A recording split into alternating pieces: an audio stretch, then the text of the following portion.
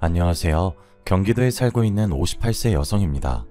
저는 친척분의 소개로 남편을 만나 22살의 이른 나이에 결혼하게 되었어요. 그 전까지 남자를 사귄다는 상상도 하지 못하고 있었죠. 집안 어른들의 말에 이끌려 얼떨결에 결혼을 하게 되니까 마음고생이 심했습니다. 남편을 허망하게 떠나보내고 눈물로 시집살이를 보내야 했거든요. 하지만 시어머니보다 더 상처를 준 건 아들이었습니다. 피눈물로 키운 아들이 돈에 눈이 멀어서 제 등에 칼을 꽂을 줄은 몰랐으니까요. 아무래도 제가 아들을 잘못 키웠나 봅니다. 결혼을 성급하게 결정해서 배 아파 낳은 자식이 배신을 한 것 같습니다. 저한테 결혼은 도피처였습니다. 조금이라도 여유있게 살고 싶지 않냐는 엄마 말을 듣고 결혼을 한 건데 오히려 더 큰 고통을 겪게 됐네요. 저희 집이 아주 가난했거든요. 아버지는 공사장에서 막노동을 하셨고 엄마는 파출부 일을 하면서 어렵게 생활을 꾸려나가셨습니다.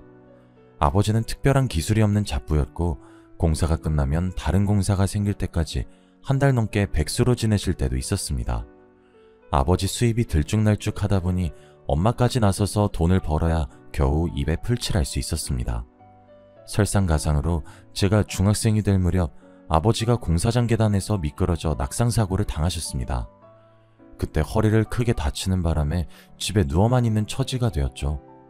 엄마는 하루도 쉬지 않고 파출부 일을 다니셨지만 날마다 끼니를 어떻게 때워야 할지 걱정하셨습니다. 모자란 돈을 어떻게 메꿔야 할지 혼자 끙끙 앓으면서 고민하시는 모습을 많이 보여주셨죠. 그래서 저는 또래들보다 일찍 철이 들었습니다. 고등학교 다닐 때 엄마 몰래 식당 일을 하면서 용돈을 벌 정도였습니다. 학교에 내야 할 돈도 제가 벌어서 해결하며 어떻게든 가난에서 벗어나려고 노력했죠. 엄마도 뒤늦게 제가 알바를 하고 있다는 사실을 알고 야단을 치셨어요. 너 알바한다는 게 사실이야? 왜 학생이 공부는 안 하고 쓸데없는 짓 해? 내가 지금 꾹 참고 일하는 것도 너 하나 잘 키워보려고 그러는 거야. 그런데 네가 엄마처럼 일하고 있으면 어떡하니? 지금 당장 생활비도 없는데 어떡해. 내일 굶어야 하는 마당에 공부는 해서 뭐해? 어차피 대학 갈 생각도 없어. 지금부터 돈 벌어서 엄마 돕고 싶단 말이야. 그냥 아무 걱정하지 말고 공부만 하라니까 왜. 엄마는 아무 걱정하지 말고 공부만 하라고 하시면서 울컥하시더라고요. 제가 벌지 않으면 대책이 없다는 걸 알고 계셨던 거죠. 결국 엄마도 한참을 우시더니 같이 이겨내자고 하셨습니다. 미안하다 미정아. 엄마가 파출부 일을 늘려볼게. 잠깐만 도와주라.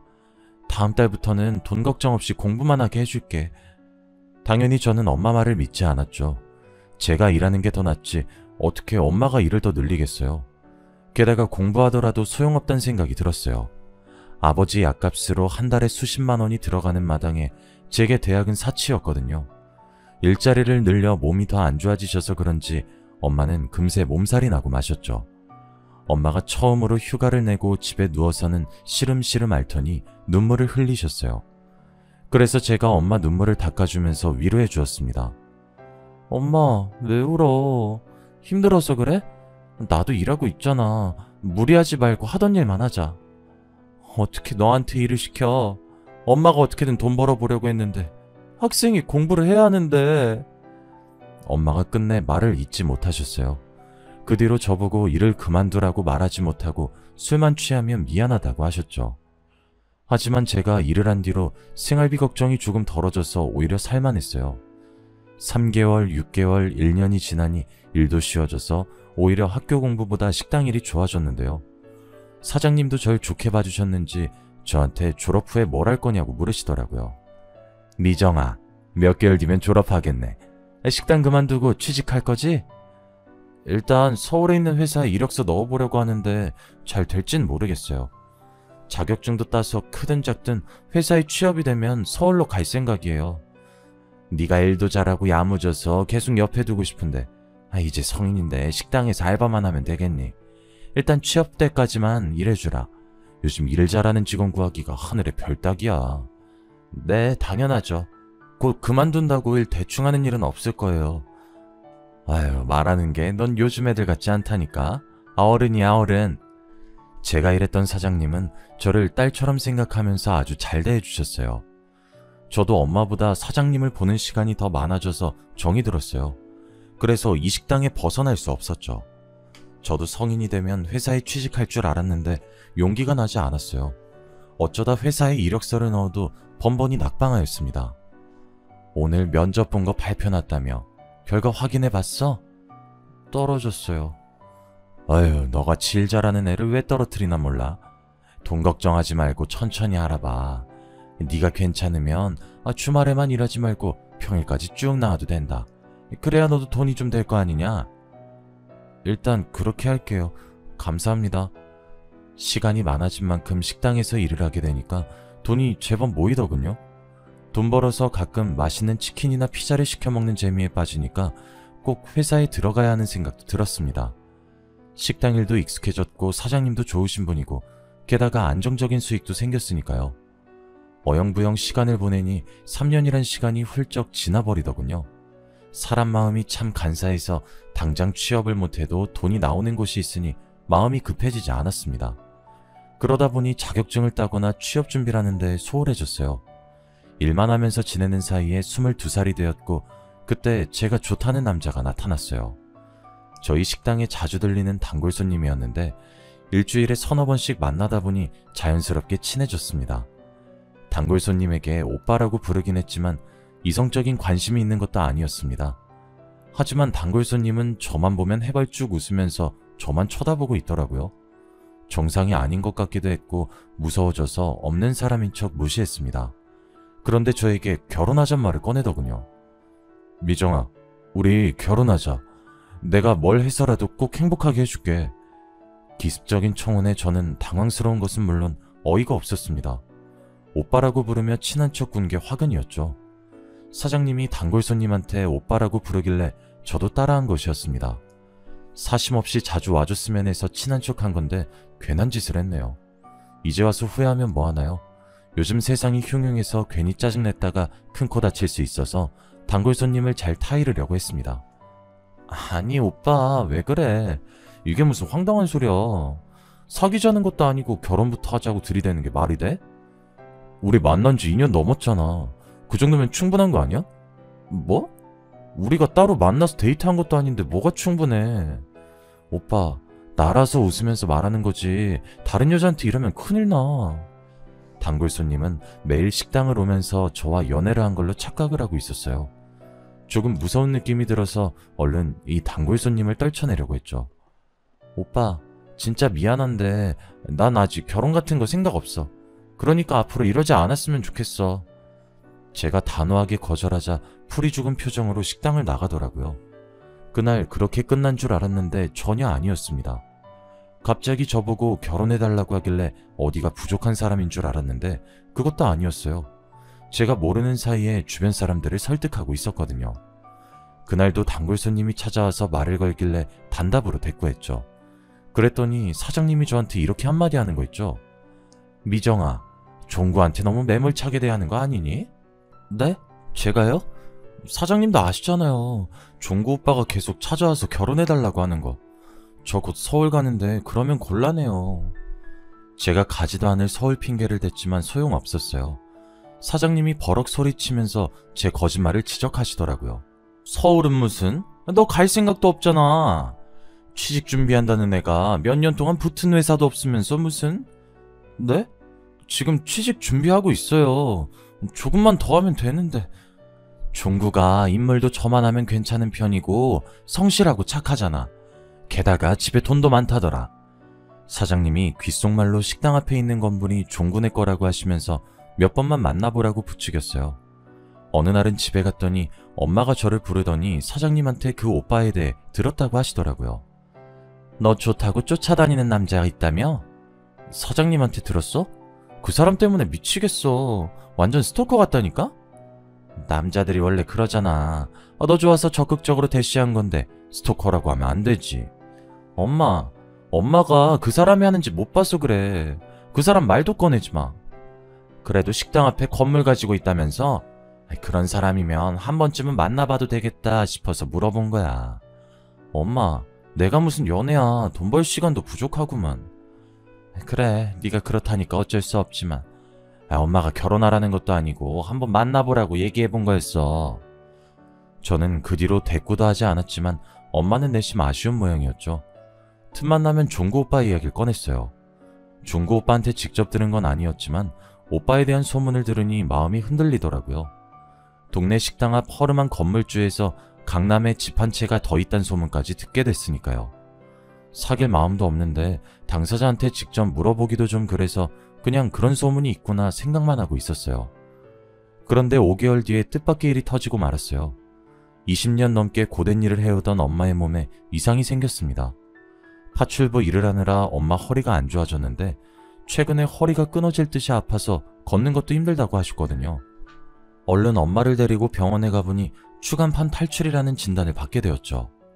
의사는 당장 수술을 준비하자고 했지만 500만 원 되는 수술비가 문제였어요. 제가 일단 엄마를 입원시켜놓고 식당 사장님부터 찾아갔습니다. 일하고 있는 사장님을 붙들고 돈 좀 빌려줄 수 있냐고 사정하고 있는데 그때 기다렸다는 듯이 오빠가 나서더라고요. 미정아, 얼마가 필요한데 그래? 내가 해결해줄게. 500만 원이면 돼. 내가 3달 안에, 아니 4달 안엔 꼭 갚을게 오빠. 안 갚아도 돼. 부모님 수술비 때문에 그런 건데 내가 그걸 어떻게 받아? 오빠가 어떻게 알았어? 오늘 네가 일하는 날인데 사장님 계시길래 물어봤어.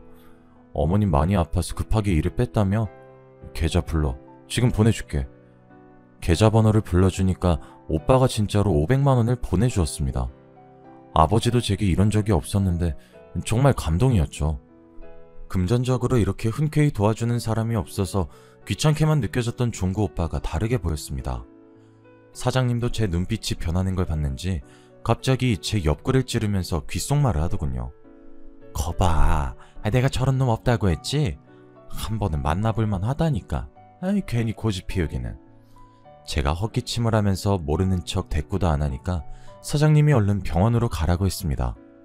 오빠도 걱정된다면서 절 따라오겠다고 해서 엄마가 있는 곳으로 얼른 급하게 택시를 잡아탔습니다. 병원으로 가는 내내 오빠는 걱정하지 말라고 제 손을 꼭 잡아주면서 진심으로 다독여주더라고요. 어머님은 너무 걱정하지 마. 수술만 받으면 금방 좋아지실 거야. 오빠가 다정하게 위로해주는데 눈물이 다 나오더군요. 가족처럼 걱정해준다는 게 이런 거구나 싶었습니다. 오빠 덕분에 병원에 도착하자마자 바로 수술비를 낼 수 있었고 빠른 시일 안에 수술도 받을 수 있었습니다. 엄마의 수술 날짜를 기다리고 엄마가 수술 받는 동안 오빠가 옆에 있어주니까 오빠를 진지하게 만나보고 싶다는 생각이 들었습니다. 어차피 이제 취업은 거의 포기한 상태였고 식당에서 평생 일해봐야 이 가난에서 못 벗어날 것 같았거든요. 또 어차피 할 결혼이라면 종구 오빠 같은 사람과 하고 싶었습니다. 그래서 오빠와 8개월 정도 만났다가 정말로 시집까지 가게 되었죠. 그런데 막상 결혼식을 올려보니 오빠가 건물주란 소문은 사실이 아니었습니다. 시댁은 저희 집보단 형편이 나았지만 그렇다고 넉넉하진 않더라고요. 시아버지는 10년 전에 세상을 떠나셨고 시어머니는 남편의 뒷바라지를 위해서 시장에서 채소와 과일을 파는 노점상을 하셨어요. 학교를 마친 남편은 공장에 들어가서 일을 했고 5년 뒤에 작업반장이 되었죠. 남편은 시어머니에게 나이도 드셨으니 노점상을 그만두라고 말렸지만 시어머니는 듣지 않으셨습니다. 사지육신 멀쩡한데 집에서 놀면 뭐하냐? 사람은 움직일 수 있을 때 움직여야 돼. 시어머니는 평생 일만 하면서 부지런히 살아오셔서 그런지 제가 집안일만 하는 꼴을 못 보셨어요. 제게 시장에 나와서 노점상 일을 도우라고 하셨죠. 결혼 전엔 식당만 일만 해봤다며? 시집 온다고 그만뒀단 말은 들었다. 집에서 놀 생각하지 말고 나 따라와서 장사일부터 배워봐라. 그때부터 시어머니 밑에서 노점 일을 하게 되었어요. 시어머니는 늘 제게 엄격하셨고 아주 혹독한 시집살이를 시키셨어요. 장사일이 서툴러서 물건을 잘못 받아오거나 계산이 틀리면 벼락같이 호통을 치셨고 장사를 마치고 집에 와도 집안일을 전부 제게 맡기고 조금도 도와주지 않으셨어요. 도와주긴커녕 사소한 것도 꼬투리를 잡아서 구박을 했습니다. 장사하느라 몸살 났다고? 터 늙은 노인데도 멀쩡한데 무슨 몸살? 얼른 일어나서 저기 쌓여있는 빨래부터 어떻게 해봐라. 이렇게 게을러 빠져서 어디다 쓰겠어? 밖에서는 장사를 하느라 힘들고 집에서는 시어머니 눈치 보느라 잠시도 쉬지 못했습니다. 거기에 애까지 들어서 더 힘들어졌죠. 종구한테 들었다. 애 생겼다며? 애 가졌다고 시장에 안 나올 생각은 하지 마라. 시어머니는 임신해서 몸이 무거운 제 사정을 전혀 봐주지 않으셨어요. 정말 거짓말 하나 안 보태고 애가 나오기 직전까지 장사를 해야 했죠. 자칫했으면 시장 바닥에서 애를 낳을 뻔했습니다. 과일을 팔다가 진통이 와서 소리소리를 질렀어요. 시어머니께서 절 부축해주지도 못해서 조금만 참아보라고 난리를 피우길래 옆 가게 아저씨 이름만 목이 터져라 불렀습니다. 정말 떡가게집 아저씨가 아니었으면 병원에 가지 못했을 거예요. 정신을 차려보니 간호사가 제품에 아들을 안겨주더군요. 시어머니께서는 첫째가 아들이라고 좋아하셨습니다. 저를 대하는 태도가 조금은 달라지셔서 다행이었죠. 애 낳느라 고생했다. 몇 달은 집에서 쉬면서 애를 돌보거라. 장사는 내가 알아서 하마. 네? 정말 집에서 쉬어도 되나요? 그래, 나 혼자 장사하기 힘드니까 얼른 몸 추스를 생각부터 해라. 시어머니는 처음으로 집에서 쉬게 해주었습니다. 뜻밖의 말에 눈물이 나올 정도로 고마웠지만 시어머니는 다른 속셈이 있었습니다. 아들이 100일을 넘기고 저도 체력이 회복되자 시어머니께서 장사를 제게 맡기고 싶다고 하시더군요. 나도 나이가 드니 노점 일이 지친다. 애는 내가 봐줄 테니 노점은 이제부터 네가 알아서 해라. 나도 며느리 덕 좀 보자. 네? 어머님, 저 아직도 산후통이 있어서 손발 시리고 어깨도 아파요. 무거운 것도 못 들 것 같은데 제가 어떻게 혼자서 노점을 보겠어요. 나는 뭐 안 아픈 줄 아니? 너만 해놨어? 나도 우리 종구 나와서 몸 많이 망가졌다. 성한 데가 없었는데 돈 벌려고 참았어. 너도 애 키우려면 엄살 피우지 말고 장사 시작해. 어머님, 저 나이 어리다고 이러시는 거죠? 저도 알 거 다 알아요. 산후조리도 제대로 안 해주시고 이렇게 다짜고짜 밖으로 내몰면 어떡해요. 어머님 일 나가신 동안 하루 종일 우는 애 안아주느라 손목이랑 어깨가 다 나간 것 같은데. 제가 눈물로 웃어해도 시어머니에겐 먹히지 않았어요. 기어코 아들 낳은 지 얼마 안 된 며느리를 밖으로 내몰고 자기는 집에서 쉬겠다는 겁니다. 기가 막혔지만 그래도 아들을 봐주겠다고 하니 다행이었어요. 그렇지 않으면 젖먹이 아들을 업고 장사를 해야 했으니까요. 마음속은 썩어 문드러질 것 같았지만 긍정적으로 생각하려고 노력했죠. 하지만 제가 장사를 시작하자 시어머니께서 저를 며느리가 아니라 돈을 벌어오는 기계 취급을 하였습니다. 장사를 마치고 집에 들어오면 오늘은 얼마를 벌었냐고 매일 추궁하셨거든요. 오늘은 수입이 왜 이것뿐이니? 너 혹시 나 몰래 돈 빼돌리는 거 아니야? 아니에요. 제가 그럴 리가 없잖아요. 어머님은 어떻게 그런 말을 아무렇지 않게 하실 수 있으세요? 내가 널 어떻게 믿니? 내가 낳은 자식도 못 믿을 마당에. 제가 속상하다는 표현을 정확히 해도 시어머니는 제가 벌어온 돈만 꼼꼼하게 확인했어요. 장사를 하고 돌아오면 집안일은 안 하게 될 줄 알았는데 예상 밖이었죠. 시어머니께서 정말 아들 돌보는 데에만 신경을 쓰셔서 빨래와 청소는 물론이고 식사 준비까지 저 혼자 맡아서 하게 되었습니다. 이렇게 살다간 쓰러지겠다 싶었는데 나이가 어려서 그런지 잔병치레만 생기고 쓰러지진 않더라고요. 차라리 쓰러졌으면 좋겠다 생각하면서 2년의 시간을 버텨왔어요. 지금 생각해도 제가 어떻게 버텼나 싶네요. 밤마다 욱신거리는 손목과 어깨를 붙들고 눈물을 견뎌왔습니다. 내가 왜 빨리 결혼을 해서 사서 고생을 하는 걸까 하는 후회가 마구 밀려왔죠. 마음 같아서는 당장 짐을 싸들고 친정으로 가버리고 싶었지만 친정도 마찬가지란 생각이 들었어요. 제 옆에 가난이 존재하는 이상 제가 돈 더 벌어오고 집안일도 하고 애도 돌봐야 하니까요.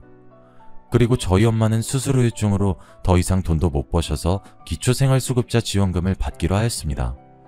엄마도 지금 고통스러우실 텐데 저라도 잘 살길 바라는 친정엄마에게 실망감을 안겨줄 수 없었어요. 그래도 제게는 한 가지 희망이 있었습니다. 똘똘하고 영특한 아들이 있었으니까요. 아들 보는 낙으로 버티니 2년에서 6년을 더 버틸 수 있었습니다. 아들 녀석은 초등학생이 되어도 저를 볼 때마다 활짝 웃어주었습니다. 엄마, 오늘 일 다 끝났어? 내가 어깨랑 다리 주물러 줄게. 아들은 고사리 같은 손으로 열심히 제 어깨와 팔다리를 주물러 주었어요. 엄마, 어때? 이제 안 아프지? 시원하지? 그래, 엄마한테는 민규손 약손이야. 제가 퇴근하고 올 때마다 안마사를 자청하는 아들을 보면 기운이 솟아오르더군요. 그 모습이 너무 예쁘고 기특해서 이런 아이에게 이혼 가정을 물려주지 않아서 다행이란 생각도 들었습니다. 제 몸이 부서지는 한이 있어도 아들만 아무 탈 없이 자라준다면 더 이상 바랄 게 없었죠. 게다가 학원에 다니지도 않았는데 아들은 공부도 줄곧 잘했고 100점도 여러 번 받아왔습니다. 그때쯤 되니 장사도 손에 익어서 욕심이 생기더군요. 돈을 더 벌어서 아들 학원이라도 보내주고 싶었습니다. 그래서 시어머니께 가서 미리 받은 가게 이야기를 꺼냈죠. 어머님, 시장에 괜찮은 가게가 하나 나왔는데 그걸 인수하면 어떨까요? 옷가게 사장이 급전이 필요해서 시세보다 아주 싸게 가게를 내놨더라고요. 이참에 노점이 아니라 우리 가게를 만들어두는 게 좋을 것 같아요. 옷가게 사장이 얼마에 내놨는데? 3천만 원이요. 저렴하네. 내 몸이 안 좋아서 가게는 못 보러 가니까 계약은 너 알아서 하고 그 강의 명의는 내 앞으로 해라. 네? 제가 혼자 장사해서 모은 돈인데 왜 어머니 명의로 가게를 얻어요? 너한테 장사를 가르친 게 누구냐? 기껏 시장판에서 밥 벌어먹도록 만들어줬더니 이젠 가게까지 차지하겠다는 거냐? 그럴 작정이면 가게고 뭐고 다 없던 걸로 하자. 8년 동안 이런 게 다 어머님 품으로 들어간다니 너무 억울하고 분했어요. 시어머니의 명의로 가게를 사기 싫다고 계속해서 노점상으로 일할 순 없는 노릇이었어요. 돈은 시어머니가 가지고 있으니 어쩔 수 없이 시어머니 앞으로 가게를 인수했습니다. 그래도 노점이 아니라 마음이 놓이더군요. 신고받고 출동한 경찰을 피해 자리를 옮기거나 다른 노점상들이랑 실랑이를 벌이지 않아도 됐어요. 이리저리 옮길 필요도 없으니 단골도 생기고 장사도 전보다 잘 되었어요. 이제야말로 한시름 놓았다고 생각했는데 사람 일은 참 알 수가 없습니다. 느닷없이 공장에서 일하던 남편이 사고를 당해서 크게 다치고 만 겁니다. 연락을 받고 허둥지둥 병원으로 달려갔더니 남편은 이미 수술실로 들어간 뒤였어요. 제가 간호사를 붙들고 남편이 어딜 다친 거냐고 물어보니까 공장 소장님이 저를 부르더라고요. 소장 말로는 무거운 기계를 크레인으로 옮기다가 갑자기 정전이 돼서 공중에서 기계가 떨어졌다고 합니다. 남편이 그 밑에 깔리고 말았는데 그 소리를 듣자마자 다리가 후들후들 떨렸습니다. 제가 주저앉아서 수술실 문만 바라보고 있으니까 몇 시간 뒤에 의사가 수술을 마치고 나왔습니다. 선생님, 저희 남편 괜찮나요? 살아있긴 하는 거죠? 환자분이 너무 심하게 다치셨어요. 출혈도 많았고 회복을 낚아낼 수 없는 위험한 상태입니다. 그 말을 듣고 설마 했습니다. 이대로 혼자 남겨지는 건가 싶었지만 끝까지 포기하지 않았어요. 남편이 중환자실로 옮겨졌지만 이틀 동안 의식을 회복하지 못했죠. 그 시간 동안 정말 속이 타들어갔습니다. 그러다 남편이 기적처럼 의식을 되찾고 눈을 떴습니다. 여보, 정신이 들어? 나야 나, 당신, 나 알아보겠어? 다행히 저를 알아본 남편은 저보고 가까이 다가오라는 손짓을 보냈습니다. 그리곤 제게 깜짝 놀랄 말을 전해주더군요. 보험이 있어. 엄마도 몰라. 당신이 처리해줘. 보험? 갑자기 무슨 보험? 지금 무슨 말을 하는 거야? 남편은 10년 전에 생명보험을 들어놨다고 했습니다. 결혼을 하고 애를 가지자 남편은 혹시나 하는 마음에 지인의 소개로 생명보험에 가입을 해두었다고 해요. 그 사실을 저와 시어머니에게 비밀로 했고 수혜자는 시어머니가 아니라 바로 저라고 이야기해 주었습니다. 거기까지 말해주던 남편이 의식을 잃더니 그대로 눈을 감고 말았죠. 그제야 의사와 간호사들이 와 응급처치를 해주었지만 남편의 심장이 다시 뛴 건 아주 잠시였습니다. 일주일 동안 혼수 상태에 빠져 있다가 세상을 떠나고 말았거든요. 남편 장례를 치러준 뒤 보험회사에 보험금 수령을 신청했습니다. 남편이 든 보험은 다른 보장은 전혀 없고 사망보상만 되는 거라서 3억이란 거액을 받게 되었어요. 하지만 시어머니가 보험금을 탄 사실을 모를 리가 없었죠. 장례를 치르다 어디서 보험 이야기를 듣고 왔는지 제게 남편의 사망보험금을 내놓으라고 다그쳤어요. 너 보험금 3억이나 탔다며? 이런 고약한 년을 봤나? 우리 아들 목숨값을 가로채려고 들어? 당장 내놔? 절대 안 돼요. 이 돈은 제 것도 아니고 어머님 것도 아니에요. 그럼 누구 거란 말이냐? 어머님 손자 민규 몫이에요. 웃기고 있네. 민규 핑계대면서 그 돈 네가 독차지하려는 속셈 모를 줄 알아? 어머님이 어떻게 생각하시는 그 돈만은 절대 드릴 수 없으니 그렇게 아세요. 자꾸 돈 타령하시면 저도 못 참아요. 민규 데리고 이 집에서 나가버릴 거예요? 거듭대는 시어머니의 등살을 견디지 못하고 저는 마지막 방법을 썼습니다. 곧 팔순을 바라보는 시어머니는 체력도 많이 떨어지셨고 당뇨와 고혈압 같은 지병도 있으셔서 제 도움이 없이는 식사조차 챙기기 어려우셨습니다. 제가 자꾸 돈을 내놓으라고 보채면 나가버리겠다고 소리를 지르자 시어머니도 당황하셨는지 입을 닫았죠. 남편을 떠나보낸 뒤에 저는 전보다 더 악착같이 장사를 하면서 돈을 모았습니다. 그런데 아들이 중학생이 되던 해에 뜻하지 않은 불행이 또 저를 찾아오고 말았습니다. 시어머니가 치매 진단을 받은 거예요. 매사에 저를 못마땅하게 생각하고 구박만 하던 시어머니였지만 정신이 오락가락하는 모습을 보니 친정엄마가 생각이 들더군요. 기초생활수급자 신세가 된 저희 엄마도 못 모시고 있는데 치매 환자가 된 시어머니를 모실 형편은 더더욱 못됐습니다. 가게에서 장사를 해야 하는 상황이라 어쩔 수 없이 요양원에서 지내시게 했어요. 어머니의 상태는 계속 나빠졌고 나중에는 저와 손자도 못 알아보는 지경에 이르렀죠. 그런데도 희한한 건 돈에 대한 집착은 사라지지 않으셨어요. 요양원의 간호사들과 간병인 말에 따르면 시어머니는 뭐에 홀린 사람처럼 하루 종일 요양원을 뒤지고 다닌다고 했습니다. 아마 제가 숨겨둔 돈을 찾으려고 했던 것 같아요. 그러다가 6개월 뒤 당뇨합병증으로 다리를 절단하게 되셨고 그때부터 꼼짝 못하고 누워만 지내다가 세상을 떠나고 마셨죠. 마음 불편하게 했던 시어머니가 돌아가시니 이제는 아들이 문제였습니다. 중학생 때까지만 해도 착하게 잘 자라줬던 아들이 고등학생이 되자 질이 좋지 않은 애들과 어울리기 시작했습니다. 공부는 뒷전으로 미루고 저 몰래 술과 담배까지 하더군요. 방학이 되면 친구 집에서 지낸다고 하면서 며칠씩 집에 들어오지 않은 날도 있었습니다. 제가 걱정이 돼서 잔소리를 하면 아들은 전과는 다르게 짜증을 내면서 집을 나가버렸어요. 집에 와도 제가 말을 걸면 인상부터 썼고 자기 방에 들어가면 방문을 잠그고 나오지 않았으니까요. 저는 어긋나가는 아들 때문에 마음을 졸이면서 살았는데 1년 뒤에 충격적인 일이 터지고 말았습니다. 아들이 훔친 오토바이를 타고 도망가다가 경찰에게 잡힌 겁니다. 제가 경찰서에 가니 아들의 절도는 이번이 처음이 아니라고 했습니다. 경찰한테만 안 걸린 거지 지갑이나 핸드폰은 물론 노트북도 훔친 적이 있다고 하더군요. 정말 이제 하늘이 무너질 것 같아서 아들을 붙잡고 눈물만 흘리고 있었습니다. 민규야, 어쩌려고 그래? 엄마 죽는 걸 보고 싶어? 제발 정신 좀 차려. 아, 진짜. 이번엔 재수가 없어서 걸린 거라고. 아들은 제가 알던 예전에 착하고 얌전하던 아들이 아니었어요. 경찰서에서 오랜만에 아들을 마주하고 있으니 수틀리면 주먹을 휘두르거나 욕을 하는 건달처럼 보이더군요. 제가 무릎 꿇다시피 오토바이를 빼앗긴 피해자한테 사죄해서 합의를 볼 수 있었지만 아들은 달라지지 않았습니다. 그 뒤로도 돈이 필요하면 남의 물건에 손을 댔으니까요. 결국 아들은 학교에서도 애들 돈을 훔치다 걸려서 주먹 다짐을 했습니다.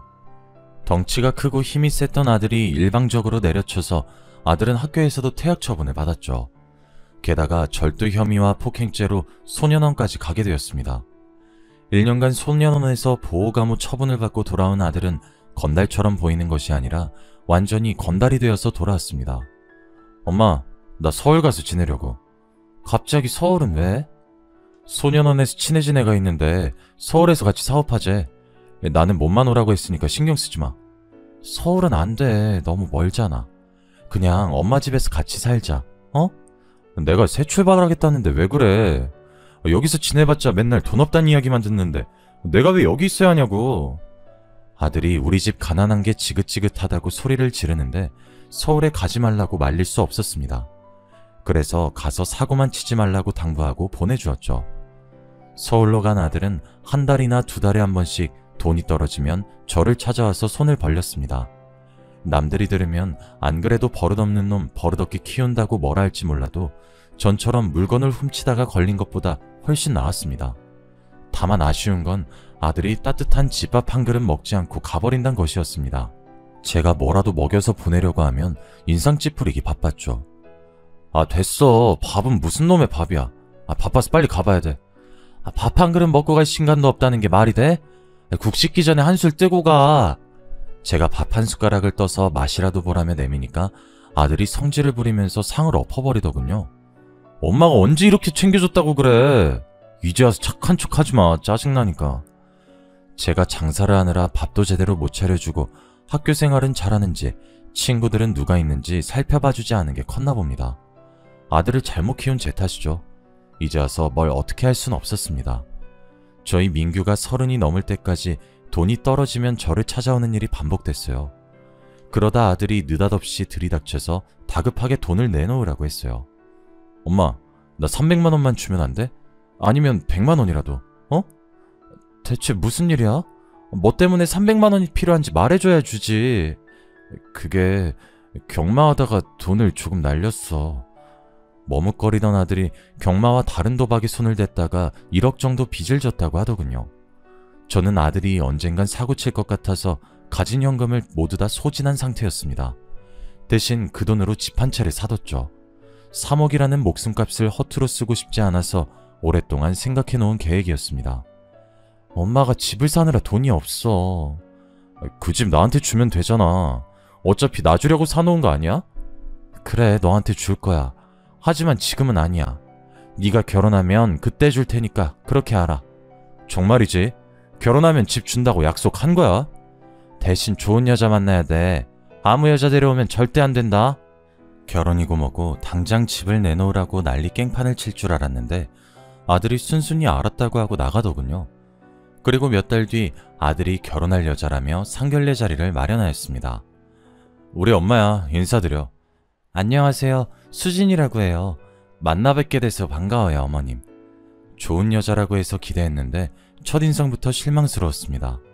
쌍꺼풀도 하고 코도 높이고 보톡스를 잔뜩 맞았는지 얼굴이 부어 있었거든요. 화장도 짙고 향수 냄새도 독한 게 화류계 출신이 아닌가 싶었습니다. 그런데 아들 말을 들어보니 유흥업소 출신이 맞더군요. 제가 집안 살림 살 돈도 없는데 무슨 결혼이냐고 반대하려고 하니까 갑자기 이상한 말을 꺼냈습니다. 돈이 없긴 왜 없어. 집은 엄마가 준 집에서 살면 되고 세탁기나 냉장고는 뭐 내가 돈 좀 빌리고 수진이 마이킹 좀 땡기면 돼. 마이킹? 마이킹이 뭐니? 아, 그게... 아들은 말실수를 했다고 생각했는지 며느리 눈치를 보더군요. 그러더니 며느리가 술집 여자라고 술술 불고 말았습니다. 술집 좀 나갔으면 어때? 지금부터 마음 잡고 열심히 살 건데. 설마 집 안 주려고 그러는 건 아니지? 결혼은 아직 일러. 더 생각해보고 해라. 아, 엄마한테 나중에 이야기하려고 했는데 우리 애도 생겼단 말이야. 수진이가 배 더 나오기 전에 결혼식 올리고 싶대. 뭐? 애가 생겼다고? 제가 놀라든 말든 아들의 관심사는 오로지 집밖에 없었어요. 제가 명의를 넘겨주면 당장 팔아먹을 게 분명했죠. 그래서 정신을 똑바로 차리고 아들에게 단호한 모습을 보여주었습니다. 서두르지 마라. 오래 비어둔 집이라 손볼 데가 많아. 집이 수리될 동안 당분간은 내 집에서 같이 지내자. 사람은 일단 같이 살아봐야 해. 결혼식도 혼인신고도 아직 올리지 말고 3개월만 같이 살아보게. 집 줄 생각은 안 하고 시모가 같이 살자고 하니 당연히 며느리 입이 삐죽거렸죠. 워낙 못 배운 아이 같아서 싫다고 집부터 달라고 소리를 지를 줄 알았는데 다행히 저보고 같이 살자고 했습니다. 그렇게 며느리와 같이 산 지 한 달 정도 지났을까요? 밤에 화장실을 다녀오려고 일어났다가 아들이랑 며느리 방에서 도란도란 말소리가 들려왔습니다. 내가 알아봤는데 엄마가 사놓은 집 말이야. 지금 집값 뛰어서 최소 5억은 나간대. 어머, 대박이네? 그럼 자기야, 나한테 절반 주기로 한 약속 지켜야 돼. 만약에 딴소리 하면 나 경찰에 신고해버릴 거야. 뭐? 이게 미쳤나? 나를 뭘로 신고하겠다는 거야? 혼인빙자 사기죄라고 드러나 봤어? 네가 또 사기치고 도망갈까봐 나도 알아봤다고. 너 또 가게 삼촌한테 이상한 말 듣고 이러는 거지? 너한텐 절대 거짓말 안 하니까 조금만 기다려. 할망구 죽고 나면 이 집도 내 거니까. 도대체 언제 죽는데? 나한테는 여기저기 안 아픈 데가 없다며. 너무 팔팔한 거 아니야? 조금 기다리라니까. 그동안 싫어하는 티 좀 내지 말고 얌전히 있어. 안 그럼 돈이고 뭐고 아무것도 안 줄 테니까. 숨을 죽이고 둘이 하는 말을 들어보니 아들은 집안에 돈이 많아 놀고 있다며 며느리에게 제가 가진 재산의 절반을 주겠다고 꼬신 거였어요. 두년놈은 집 한 채로 만족하지 못하고 제가 죽으면 가게와 제 집까지 가져갈 꿈에 부풀었나 봅니다. 제가 빨리 죽기를 학수고대하고 있었단 생각에 가슴이 찢어질 것 같았죠. 조용히 방 안으로 돌아와 뜬 눈으로 밤을 지새웠습니다. 저는 한숨도 자지 못하고 아들과 며느리를 어떻게 해야 하나 고민했습니다. 그래서 해가 뜨자마자 아들에게 집수리가 끝났으니 신혼집으로 가라고 이야기해 두었습니다. 그대로 가게로 출근하고 돌아오니 아들은 보이지 않고 며느리가 누군가와 전화를 하고 있더군요. 응, 오빠.